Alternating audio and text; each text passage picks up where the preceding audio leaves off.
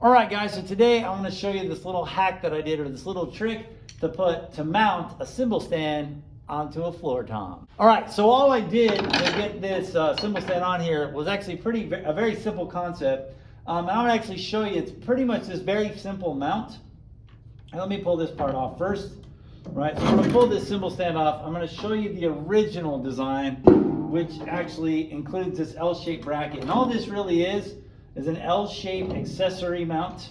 And I'll put a link for it in the description, but this is the original Gibraltar design, right? And normally you just put like a cowbell or like a tambourine or something on that. But instead what I did was I took this mount and realized that this section is actually the same diameter as like a cymbal boom.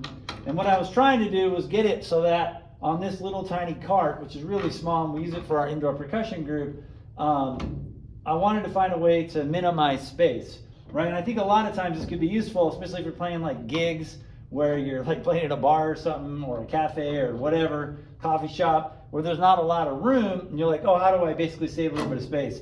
So all I did was took that L-shaped bracket out, took my boom stand, and then I stuck it in here, made sure it lined up, boom. That's all there is to it. Super simple, really easy design. I'm gonna play on it for you real quick so you can kind of see how it holds up. You can put a crash, a splash, a china, whatever. And we've been using this, and the player that we have that normally plays this, he plays pretty hard. And we've been using this through the whole drumline season, and there's really no damage or anything to this leg mount, which was my initial concern. But these Gretsch drums are holding up really well. So I'm going to play a little bit on it so you can kind of see how it works.